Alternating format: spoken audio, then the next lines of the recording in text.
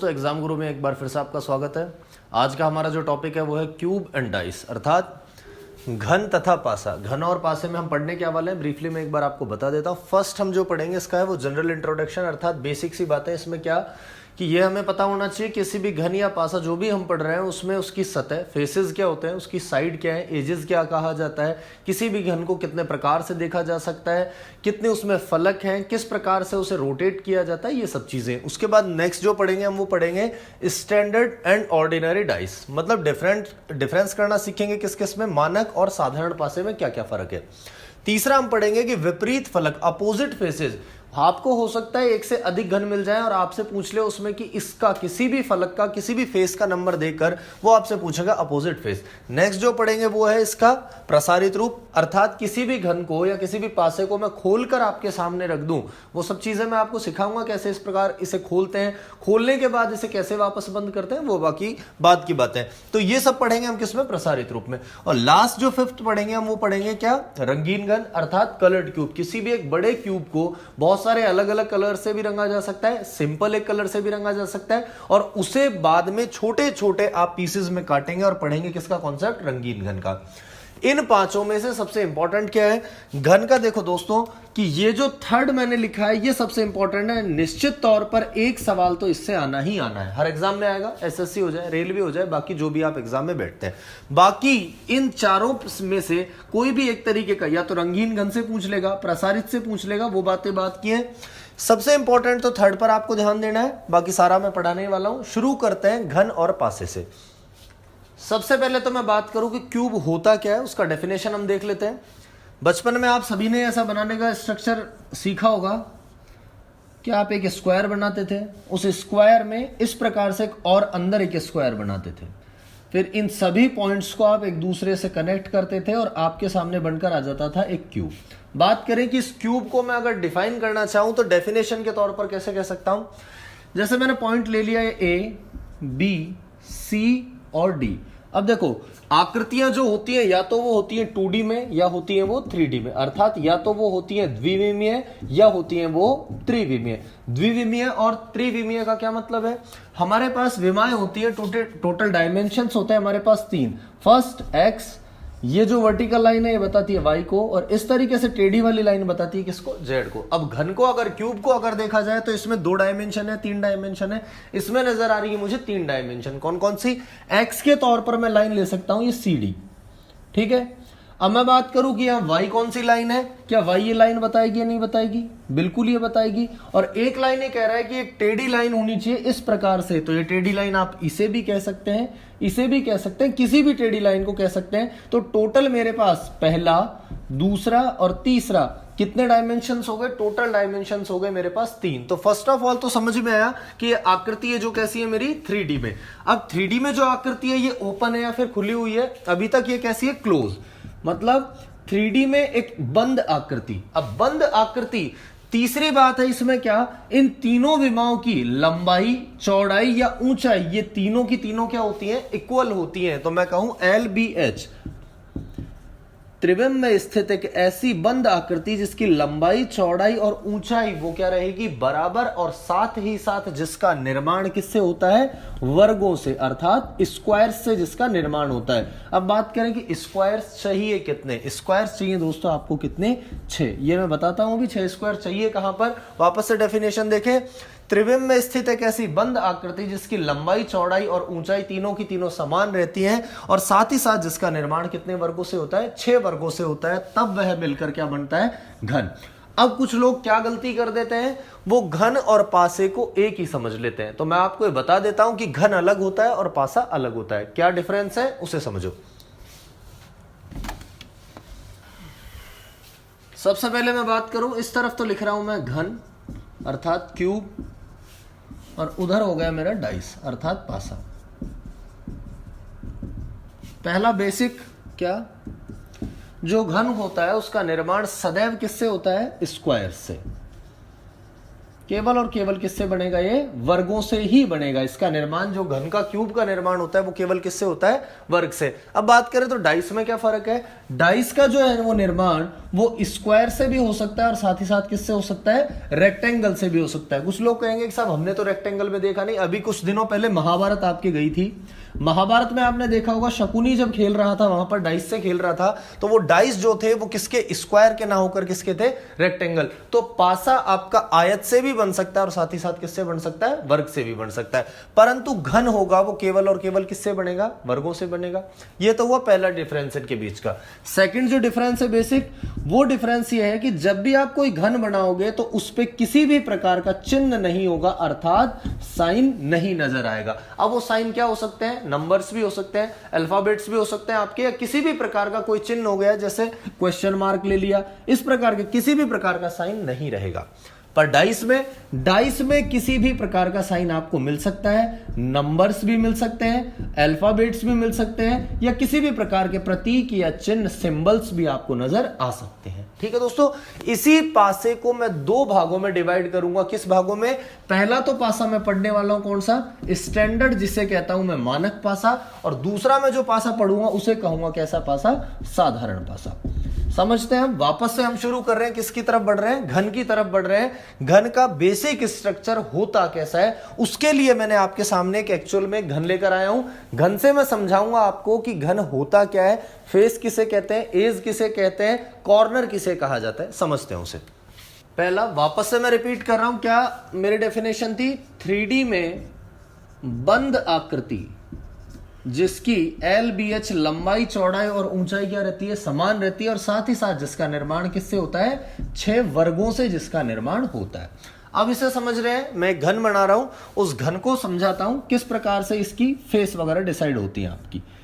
ये मैंने देखा, तो मैंने अभी अभी बनाए यहां पर कितने स्क्वायर? केवल और केवल 2 स्क्वायर। अब कुछ लोग कहेंगे कि साहब 6 स्क्वायर्स का है। जैसे ही आपने इस पॉइंट को यहां से मिलाया और इस पॉइंट को यहां से यहां मिलाया, क्या ये ऊपर एक स्क्वायर और बनेगा या नहीं बनेगा? बिल्कुल बनेगा। कितने स्क्वायर हो गए? टोटल 3 हो गए। अब जैसे ही आपने इस पॉइंट को यहां से मिलाया इस बगल में, तो क्या ये बगल में एक स्क्वायर बनेगा या नहीं बनेगा? बिल्कुल बनेगा। कितने स्क्वायर हो गए आपके? 4।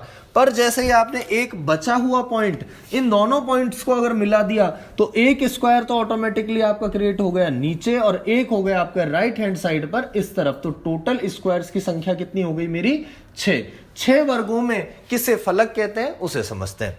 अब मैं इन्हें अगर नाम दे दूं A, B, C और D, E, F, G और H।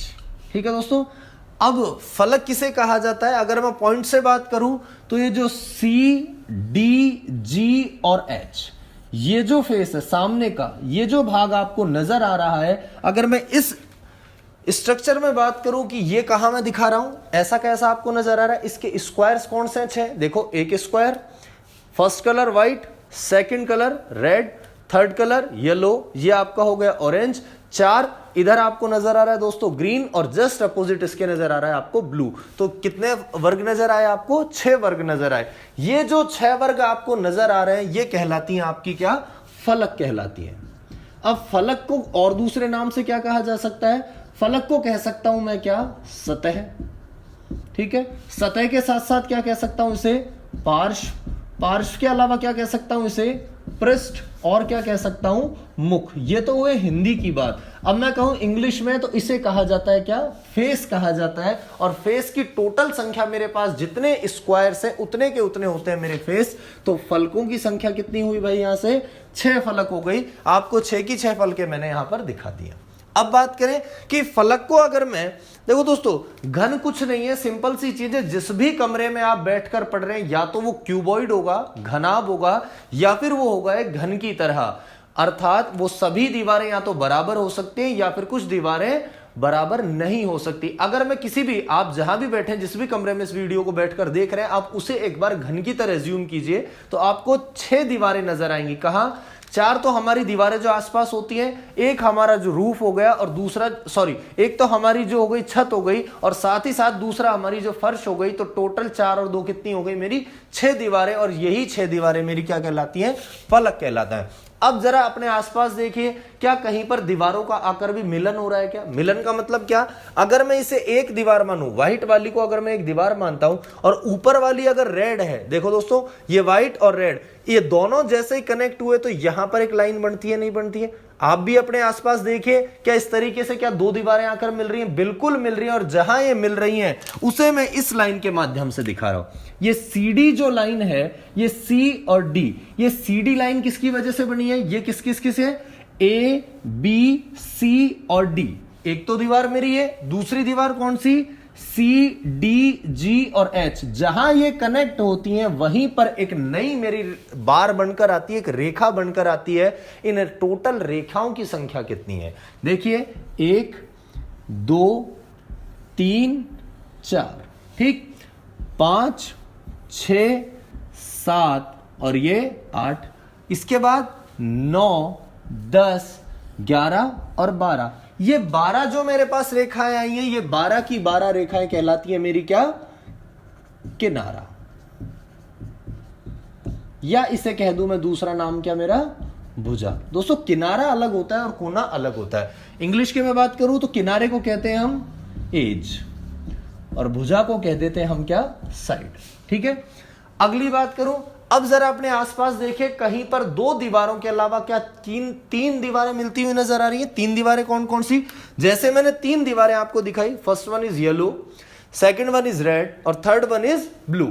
जहां आपने देखा कि येलो यहां से आया, रेड यहां से आया और ब्लू यहां से आया, क्या इस पॉइंट पर आकर ये मिलते हैं? नहीं मिलते। इस पॉइंट पर, इस पॉइंट को मैं कहूंगा क्या? कि साहब ये तीन दीवारें जहां आकर मिलती हैं ये कहलाता है इसका कॉर्नर अर्थात कोना। जैसे ये चुभ रहा है जहां पर, कहीं ना कहीं आपको कमरे में नजर आ रही होंगी ऐसी जगह, तो ये कहलाता है मेरा क्या? कोना। तो कोनों की संख्या कितनी हुई दोस्तों? जरा देखो, मैं इसमें आपको दिखा देता हूं। 1, 2, 3, 4, 5, 6, 7 और ये 8। तो 8 जो जगह है वो 8 की 8 जगह कहलाई क्या? मेरा कोना। कोना भी कह सकता हूं और साथ ही साथ क्या कह सकता हूं? उसे शीर्ष कह सकता हूं और इंग्लिश में कहेंगे हम इसे क्या? कॉर्नर। वापस से दोस्तों रिवाइज करते हैं क्या? फर्स्ट ऑफ ऑल पढ़ेंगे क्या? फलक। जो एक सिंगल दीवार है, ऐसी सिंगल दीवारें हमारे रूम में कितनी है? 6। ये 6 की 6 कहलाती हैं क्या? फलक, सतह, पार्श्व, पृष्ठ या फिर मुख। दूसरी बात करें कि जहां दो दीवारें आकर मिलती हैं ऐसी रेखा पर, ऐसी रेखाएं कितनी है? टोटल रेखाओं की संख्या है 12, जिसे कहा जाता है या तो किनारा या भुजा या एज या फिर साइड। अब जहां पर तीन दीवारें आकर मिल रही है ऐसे पॉइंट कितने हैं? ऐसे कॉर्नर्स 1, 2, 3, 4, 5, 6, 7 एंड 8। ये 8 के 8 कहलाते हैं कोना या फिर शीर्ष या फिर मैं कह सकता हूं इंग्लिश में से कॉर्नर। तो ये तो हुई इसकी बेसिक सी बातें। एक बार वीडियो पॉज कर आप इसका स्क्रीनशॉट ले लीजिए, लिखिए इसे। अब मैं आपको बताने वाला हूं कि घन जो होता है वो आपको किस किस तरीके से नजर आ सकता है। फर्स्ट, जो एक्चुअल जो मेरा वास्तविक घन है वो होता कैसा है?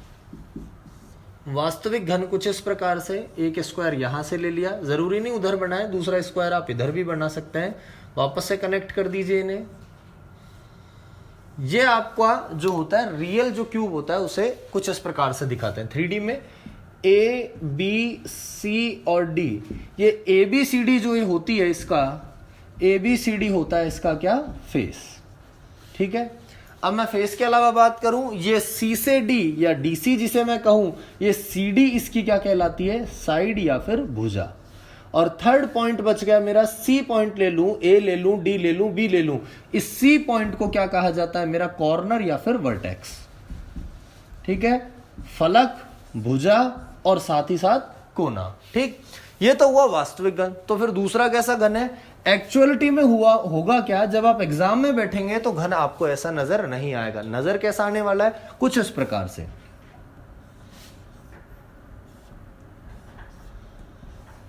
ये घन क्या बताता है कि साहब अभी तो हमने देखी कि टोटल फेसेस नजर आ रहे हैं कैसे मेरे? 6, पर यहां पर फेस कितने नजर आ रहे हैं? केवल 1, ये 2 और साथ ही साथ ये 3। ये 3 ही क्यों नजर आए? इसका भी रीजन समझेंगे अभी।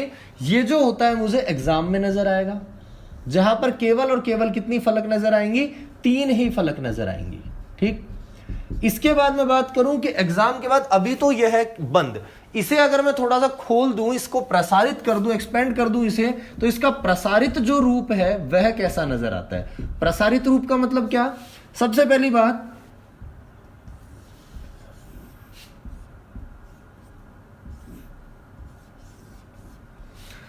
देखो दोस्तों, अगर मैं इस प्रकार से खड़ा हो जाऊं तो ये मेरा कौन सा हैंड है? Left hand. लेफ्ट हैंड की तरफ जो डब्बा है ये कहलाता है मेरा क्या? बायां भाग। लेफ्ट हैंड कहलाता है।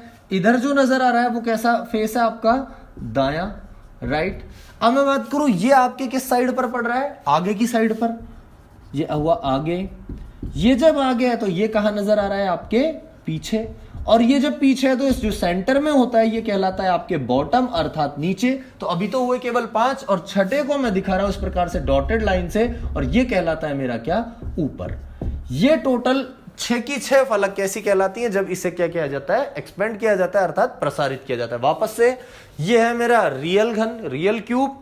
ऐसी इसकी स्थिति है। एग्जाम में केवल 3 फलक नजर आएंगी और प्रसारित करेंगे जब उसे समझेंगे। अब सबसे पहली बात, एग्जाम पर आ जाए, हम एग्जाम के लिए कैसा घन पढ़ना है उसे समझते हैं। देखो दोस्तों, इस ही क्यूब की मैं बात कर लूं, ये आपको फेस नजर आ रहा है कैसा? व्हाइट फेस नजर आ रहा है। इसी का जस्ट अपोजिट मैं आपको दिखा रहा हूं, येलो। जब मैंने आपको येलो दिखाया तो आपको व्हाइट नजर नहीं आया, पर जब मैंने आपको व्हाइट दिखाया तो येलो नजर नहीं आया। अब ग्रीन की मैं बात करूं तो ग्रीन दिखाता हूं तो ब्लू नजर नहीं आता, ब्लू दिखाता हूं तो ग्रीन नहीं आता। उसी प्रकार या तो रेड को देख सकता हूं या फिर मैं ऑरेंज को देख सकता हूं। ये तो हुई इसकी बात। आप जिस कमरे में बैठे हैं वहां इमेजिन कीजिए, जब आप छत की तरफ देख रहे हैं तो आपको क्या नजर नहीं आ रही? फर्श नजर नहीं आ रही। जब आप सामने देख रहे हैं तो आपको पीछे की दीवार नजर नहीं आ रही, और जब आप लेफ्ट को देख रहे हैं तो आपको राइट की दीवार नजर नहीं आ रही। तो क्या समझ में आता है? टोटल जो मेरी 6 फेसेस हैं वो 6 की 6 मैं एक साथ नहीं देख सकता, केवल कितनी देख सकता हूं? 3। देखो कैसे 3। अभी मैं इस क्यूब को किसी भी प्रकार से रख दूं, किसी भी प्रकार से दोस्तों कहीं भी घुमाकर रख दूं, तो एक अगर मैं ऊपर रेड देख रहा हूं तो एक के साथ साथ 2 और ये 3, केवल और केवल कितनी फलक देख सकता हूं? 3 ही फलक। तो पहला पॉइंट क्या समझ में आया? एक समय एक ही स्थिति में, पहला पॉइंट देख रहे हैं वापस से, एक समय में केवल 3 ही फलक देखी जा सकती है। 3 ही फलक देख सकते हैं, अर्थात किसी भी दशा में, कैसी भी कंडीशन में आप घुमा लीजिए, उसे केवल कितनी फलक देख सकते हैं? 3 फलक। 3 फलक का क्यूब कैसा? ऐसा cube. First one, second one और दिस इज थर्ड वन। तो ये तीनों की तीनों क्या है? 3 फलक। 3 फलक के मैं बात करूं, फेस के बाद मैं बात करूं किसकी? साइड्स की। तो साइड्स काउंट कर लीजिए एक बार। 1 2 3 4 5 6 7 8 और ये 9। जब मुझे फलक नजर, फेस नजर आते हैं 3, तो मुझे भुजाएं, साइड्स कितनी नजर आती हैं दोस्तों? साइड्स नजर आ रही है उस वक्त मुझे कितनी? 9 नजर आ रही है। अब मैं बात करूं कॉर्नर्स की, वर्टेक्स की, या कहूं जिसे कोना। कोने कितने नजर आ रहे हैं? 1 2 3 4 5 6 और 7। तो कोने नजर आते हैं मुझे कितने? 7। अब कुछ लोग कहेंगे एक्चुअल में तो फलक होती है कितनी? 6 फलक होती है। साइड्स कितनी होती है? 12 होती है। और कोने कितने होते हैं मेरे? 8। तो भाई वो छुप कहां गए? इमेजिनरी मैं आपको यहां पर दिखा रहा हूं, वो छुप कहां गए? ऐसी कोई लाइन रही होगी पीछे, यहां से ये कनेक्ट रहा होगा और यहां से ये। तो मेरी जो फलक है, एक फलक ये, एक पीछे की और एक नीचे का बॉटम जो मुझे नजर आ रहा है वो 6, और 3 का जो डिफरेंस है वो अभी कितना नजर आया मुझे? 3 नजर आया। डिफरेंस यहां से देखो, साइड में 12 और 9 में कितने साइड्स का फर्क आ रहा है? 3 का। क्या 3 ही बनाई है मैंने? बिल्कुल। 1 2 और ये 3। इसके अलावा कॉर्नर का फर्क कितना आ रहा है? 8 और 7 का डिफरेंस कितना? 1। तो यही वो कॉर्नर है जो आपको नजर नहीं आता। नोट कीजिए इसे एक बार। दूसरा पॉइंट, पहला पॉइंट तो समझ में आ ही गया हमें कि एक समय में 3 ही फलक देख सकते हैं। दूसरा क्या कि जब मैंने ऊपर देखा तो नीचे नजर नहीं आता, सामने देखा तो पीछे नहीं आता। कुल मिलाकर विपरीत फलकों को एक साथ देखना संभव नहीं है। विपरीत का मतलब ऑपोजिट फेसेस एक साथ नहीं देखी जा सकती। विपरीत फलक साथ में नहीं देख सकते। ठीक है। विपरीत कौन कौन है? बायां, लेफ्ट का विपरीत क्या है मेरा यहां पर? दायां। जब ऊपर नजर आएगा तो क्या नजर नहीं आएगा? नीचे नजर नहीं आएगा। और साथ ही साथ जब मुझे आगे नजर आएगा तो कौन सा फलक नजर नहीं आएगा मुझे? पीछे का नजर नहीं आएगा। तो कोई भी 3 देख सकता हूं। अब जरूरी नहीं है अब आप जब बायां देख रहे हो तो साथ में बायां ऊपर और आगे लो, इन दोनों में से बायां और दायां, लेफ्ट और राइट में से केवल एक ही नजर आएगा, भले ही वो ये आए या फिर ये आए। तो अब बाएं के साथ साथ ऊपर लू नीचे लू, किसी को भी ले लो, पर अगर ऊपर ले लिया तो नीचे को नहीं लोगे, नीचे को ले लिया तो आप ऊपर को नहीं लोगे। नेक्स्ट जो बात करें, एक बार इसे भी लिख लीजिए, थर्ड पॉइंट समझते हैं। एक नई टर्म और होती है हिंदी में जिसे हम कहते हैं आसन्न फलक, या कहते हैं जिसे हम संलग्न, या जिसे मैं कह दूं एडजेसेंट फेसेस। ये क्या होता है? देखो पहले तो इसमें समझ लो, इस रेड की मैं बात कर रहा हूं, रेड फेस की जो सबसे टॉप पर है, इस प्रकार से मैंने पकड़ लिया। इस रेड की बात कर रहा हूं दोस्तों, सामने ऊपर से पकड़ लिया। इस रेड में कौन कौन से कलर आकर मिल रहे हैं? येलो आकर कनेक्ट हो रहा है, साथ ही साथ यहां कौन सा कलर है? ब्लू कनेक्ट हो रहा है। इधर से क्या कनेक्ट हो रहा है? मेरा व्हाइट कनेक्ट हो रहा है, और साथ ही साथ इधर से ग्रीन कनेक्ट हो रहा है। तो जो 4 फलक मेरी आकर मिली हैं, ये इस प्रत्येक फलक की कितनी क्या फलक हुई? आसन्न फलक या फिर संलग्न फलक। देखो दोस्तों वापस से, इस लाल वाली फलक में, इस फेस में जितनी भी फलक, जितनी भी दीवारें आकर मिली, ये सब इसकी क्या कहलाती है? आसन्न फलक। तो क्या पॉइंट समझ में आया कि प्रत्येक फलक की 4 संलग्न या आसन्न फलक होती हैं। अब मैं बात करूं कि साहब रेड नजर आता है तो जस्ट अपोजिट क्या ऑरेंज नजर आता है? नहीं आता। तो प्रत्येक फलक की ऑपोजिट फेस कितना हुआ? एक ही हुआ। प्रत्येक फलक की 4 तो होती हैं संलग्न और एक होती है मेरी क्या? विपरीत फलक। तो टोटल कितनी हो गई? 4 और 1 5, और एक ये वाली खुद 6 फलक हो गई। नोट कर लीजिए इसे एक बार। नेक्स्ट जो सबसे इंपॉर्टेंट पॉइंट है, बहुत कम लोगों ने देखा होगा ये पॉइंट, वो पॉइंट क्या है? सवाल पूछूं कि एक घन को अधिकतम कितने प्रकार से देखा जा सकता है? देखने का मतलब है किसी क्यूब एक ही है, उस क्यूब को पलट पलट कर कितने तरीकों से मैं आपको दिखा सकता हूं। दिखा रहा हूं मैं आपको सामने। तो दोस्तों ध्यान रखना, एक घन को मैक्सिमम 8 प्रकार से देखा जा सकता है। कैसे? इस बार मैंने फिक्स कर दिया, व्हाइट जो फेस है, इस व्हाइट फेस को जो नजर आ रहा है आपको, इसको मैंने रख लिया फिक्स ऊपर। अब जब इसे देखा तो व्हाइट तो नजर आएगा ही आएगा। व्हाइट के साथ साथ आपको ऑरेंज और साथ ही साथ ग्रीन नजर आ रहा है। कितना तरीका हुआ? एक तरीका। अब मैंने ऑरेंज को छुपाकर आपके सामने ये फलक ले आया, कितना तरीका हुआ? दूसरा तरीका। साथ ही साथ अब मैंने ग्रीन को भी छुपा दिया, तो कितना तरीका हुआ दोस्तों? रेड और साथ में ब्लू जब नजर आया तो ये तरीका कहलाया तीसरा तरीका। अब मैं रेड को भी छुपा दूंगा तो ब्लू के साथ मुझे नजर आया कौन सा कलर? Orange colour. तो व्हाइट को जब मैं फिक्स रखता हूं तो कितने प्रकार से घुमा पाया इसे? मैं 4 प्रकार से। इसी व्हाइट को मैं पलट कर इसका अपोजिट ले आऊं, क्या अपोजिट है? येलो। तो क्या येलो से भी इसी प्रकार 4 बार घुमा पाऊंगा? नहीं घुमा पाऊंगा? बिल्कुल घुमा पाऊंगा। तो 4 बार तो येलो से घूमता है, 4 बार व्हाइट से घूमता है, तो टोटल कितने तरीके से हो गए? 8 तरीके हो गए। ये 8 तरीके क्यों बता रहा हूं मैं? जब भी आप ऑपोजिट फेस का क्वेश्चन देखेंगे तो आपने या तो कितने क्यूब देखे होंगे? 1 2 3, मैक्सिमम आज तक आपने बुक्स में देखे होंगे कितने? 4। पर अधिकतम कितने किसी प्रश्न में अधिकतम कितने पासे आ सकते हैं? 8, क्योंकि किसी भी घन को 8 प्रकार से अलग अलग देखा जा सकता है। दोस्तों ये हो गया मेरा बेसिक सा इंट्रोडक्शन किसके लिए? क्यूब के लिए। अब मैं चल रहा हूं आपको किसकी तरफ लेकर? अब मैं ले जा रहा हूं आपको पासे की तरफ। पासा होता क्या है, पासे के 2 अलग अलग भाग कौन से, उसे समझते हैं। अब देखते हैं डाइस जो आपका होता है पासा, इस पासे को 2 भागों में मैं पढ़ाऊंगा आपको। पहला तो मैं कहूं इसे क्या? मानक पासा अर्थात स्टैंडर्ड वन, और सेकंड जो हो गया वो होता है साधारण पासा। तो क्या फर्क है? बेसिक सा फर्क समझ लो इसे मैं। ऑर्डिनरी मानक पासे की कुछ स्पेशल कंडीशंस होती हैं, कुछ शर्तें होती हैं। जो भी शर्तें ये सभी शर्तें जो पासा पूरा कर देगा वो कहलाएगा मानक, और इनमें से कोई भी शर्त अगर फेल हो जाती है तो फिर वह पासा किस में काउंट होगा? आपका साधारण में। तो सिंपल सी बात है, मानक पासे की शर्तें अपन पढ़ लेते हैं, इससे समझ में आएगा या तो है और नहीं है मानक, तो फिर आपका बच जाएगा कैसा? वो बन जाएगा साधारण पासा। तो मानक पासे की शर्तें हैं क्या दोस्तों? कुछ लोग मानक पासे की केवल एक ही शर्त बताते हैं, क्या? कि ऑपोजिट फेसेस, विपरीत फलकों का योग 7 होना चाहिए। और ये आपकी बिल्कुल सही शर्त है, पर यह परिभाषा, यह शर्त आपकी क्या है?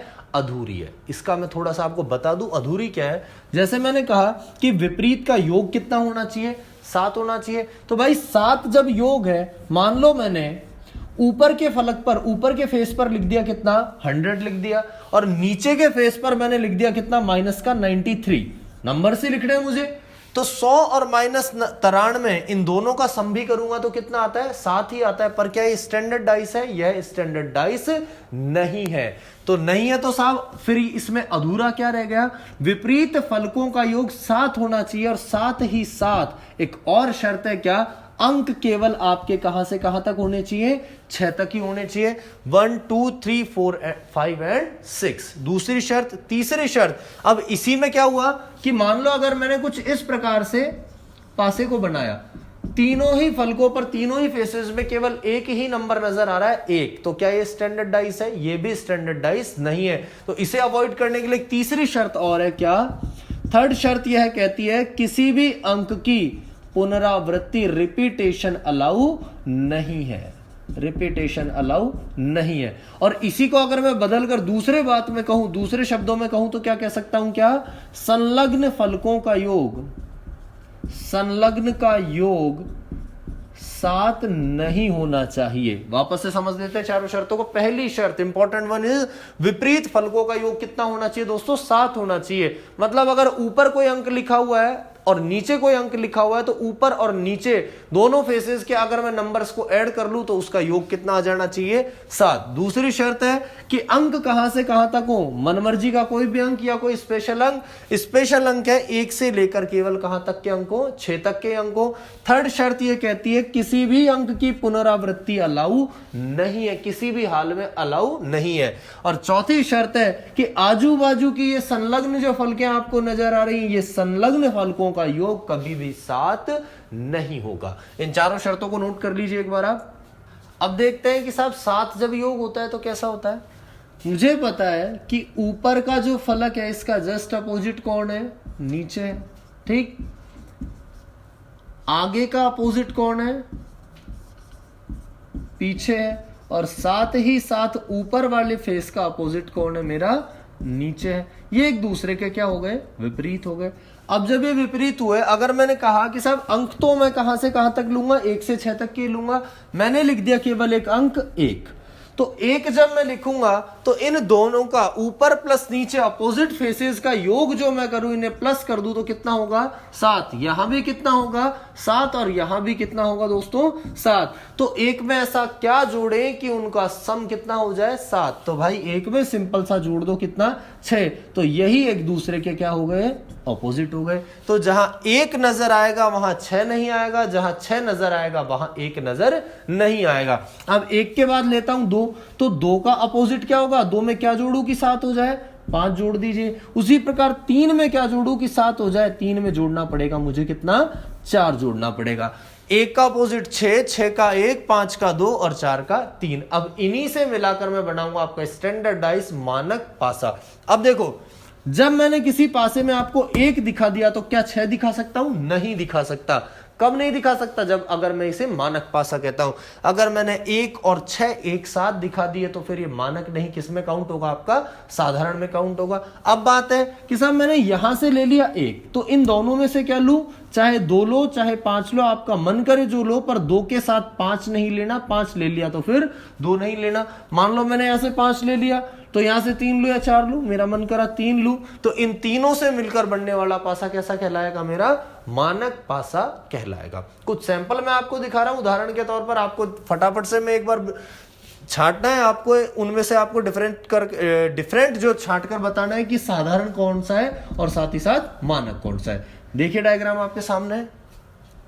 देखिए दोस्तों, पहले फिगर की मैं बात करूं, क्या है पहले फिगर में जो पासा नजर आ रहा है ये मानक है साधारण। फर्स्ट सीधा सीधा देखा, 1 का क्या विपरीत अपोजिट 6 नजर आ रहा है? नहीं आ रहा।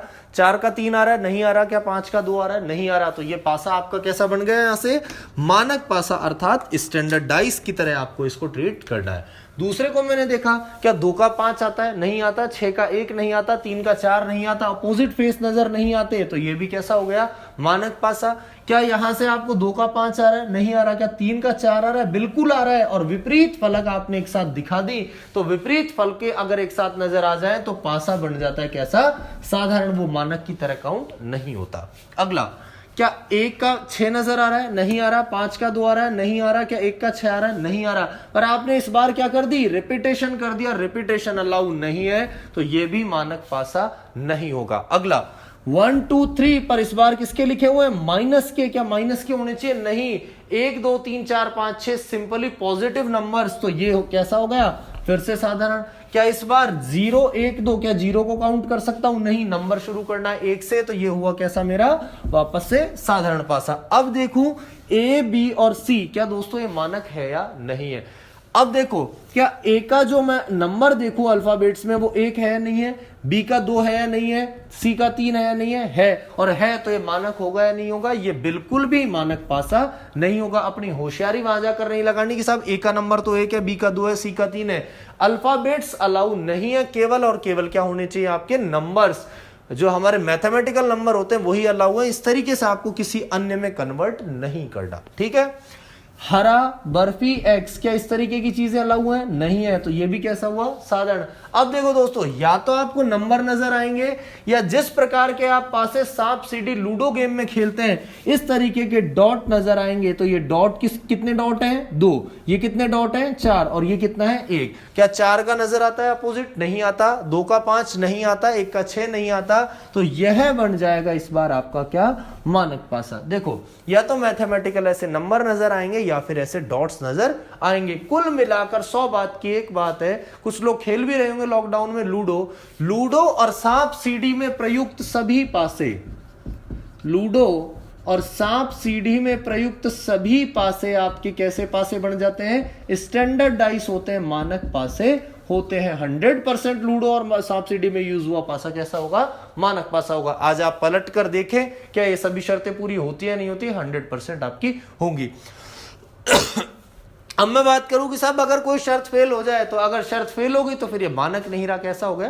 साधारण पासा हो गया। अब मानक पासे से क्वेश्चन कैसा आता है उसे समझ लेते हैं। क्वेश्चन में सिर्फ ओरली बोल रहा हूं, यहां वो कहेगा कि क्वेश्चन में नजर आ रहा पासा एक मानक पासा है। ये जो नजर आ रहा है आपको, ये 4 का अंक है, इसे कुछ इस प्रकार से घुमाया 90 डिग्री की, ये 4 का अंक राइट हैंड से उठकर कहां चला गया? ऊपर चला गया। अगर ऊपर की फलक पर 4 नजर आता है, तो फिर बॉटम की फलक पर आपको, बॉटम के फेस पर क्या होगा? तो आपने तुरंत दिमाग लगाया कि क्वेश्चन में एग्जामिनर ने लिख कर दे दिया कि कैसा पासा है? मानक पासा है। और मानक पासे में वो कह रहा है 4 ऊपर नजर आ रहा है। तो भाई 4 जब ऊपर नजर आ रहा है, तो क्या नीचे का नहीं बता सकते? क्या बिल्कुल बता सकते हैं। ऊपर और नीचे एक दूसरे के विपरीत है, और मानक में 4 का विपरीत कितना होता है मेरा? 3। तो ऐसा सिंपल ही पूछा जा सकता है। दूसरा क्या तरीका है पूछने का? दूसरा तरीका यह है, 4 पासे आपको सिंपल से लिख कर दे देगा ABCD 4 ऑप्शन, और उसमें से कह देगा कौन सा मानक है या फिर नहीं है। तो आई होप मैंने जो अभी इतने सारे एग्जांपल लिखाए थे उसके हिसाब से आप कर सकते हैं। अब नेक्स्ट क्वेश्चन क्या कहता है? देखो क्या कह रहा है, चुन्नू ने लूडो में 4 पासे एक साथ फेंके, ऊपर की फलकों का जो योग है, ऊपर की फलकों का नंबर्स का जो योग है, जो अंक लिखे हुए हैं उनका योग आता है मेरा 15। तो नीचे की जो बॉटम में आपको नजर नहीं आ रही, उनके अंकों का योग क्या होगा? देखो दोस्तों, मैं बेसिक से समझा रहा हूं, फिर तुरंत कैसे जवाब देते हैं वो भी समझ लेते हैं। ये मैं 4 पासे आपके सामने बना देता हूं।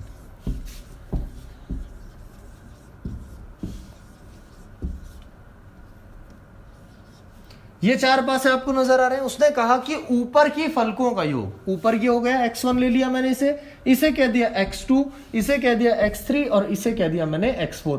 अगर x1 x2 x3 x4 इन चारों को मैं जोड़ दूं तो इनका योग कितना आएगा मेरे पास? 15। अब दूसरी बात है कि साहब उसने पासे किसमें फेंके? लूडो में फेंके। कहीं भी नहीं लिख कर दे रहा कि मानक है साधारण, पर सिंपली उसने कहा लूडो में 4 पासे एक साथ फेंके, और लूडो में प्रयुक्त सभी पासे कैसे होते हैं? मानक पासे होते हैं। ठीक, तो जब ये x1 है, ऊपर का है, तो ऊपर का भाग x1 लिया, तो मैंने कह दिया कि नीचे की फलक क्या हुई? y1, ये y2, ये y3, और ये हो गई मेरी कैसी? y4। अब अगर ये मानक पासा रहा होगा तो ऊपर और नीचे को अगर मैं जोड़ दूं विपरीत फलकों को तो योग कितना रहेगा 7। तो x1 plus y1 is equals to कितना होना चाहिए 7 होना चाहिए। उसी प्रकार x2 y2 का भी सम कितना आएगा मेरा 7 आएगा। x3 प्लस y3 का भी सम कितना आएगा मेरा 7 आएगा। और x4 प्लस y4 का भी सम कितना आएगा मेरा 7 आएगा।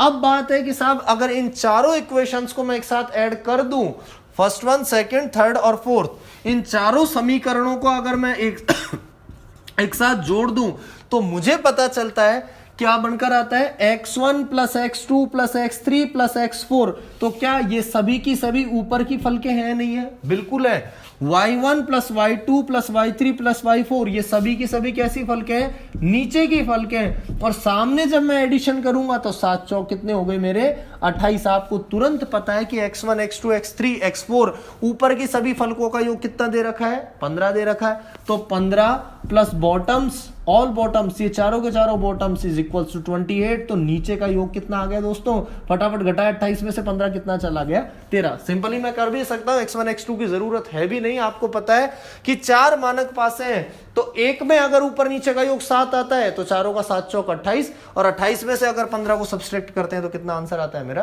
13। नोट कर लीजिए इसे। ऐसे क्वेश्चन दोस्तों आपके पूछे जा सकते हैं किससे? मानक पासे से। मानक पासे का क्वेश्चन तभी आता है जब केवल और केवल कितना पासा दिया गया होता है? एक ही पासा दिया गया होता है ऑप्शन में। या तो चारों में से आपको अलग अलग छटवा लेगा कि कौन सा मानक है या नहीं है, इस तरीके क्वेश्चन पूछ देगा। नेक्स्ट वीडियो में दोस्तों मैं सबसे इंपॉर्टेंट जो पार्ट है इसका क्यूब एंड डाइस का वो क्या है? विपरीत फलक ज्ञात करना। जरूरी नहीं है वो एक पासा दे, अब आपको वो लिखकर कैसा दे सकता है? एक से अधिक पासे अब आपके सामने आने वाले हैं, 2 भी हो सकते हैं, 4 5 6 7 8 कितने भी, भले ही कितने भी आ जाए। ऐसे कॉन्सेप्ट सिखाऊंगा कि तुरंत पासा देखा और आप क्या बता देंगे? फटाफट 2-4 सेकंड में तुरंत आंसर बता देंगे। और एक क्वेश्चन निश्चित तौर पर यहां से आने वाला है। जल्दी मिलते हैं नेक्स्ट वीडियो में। Thank you so much.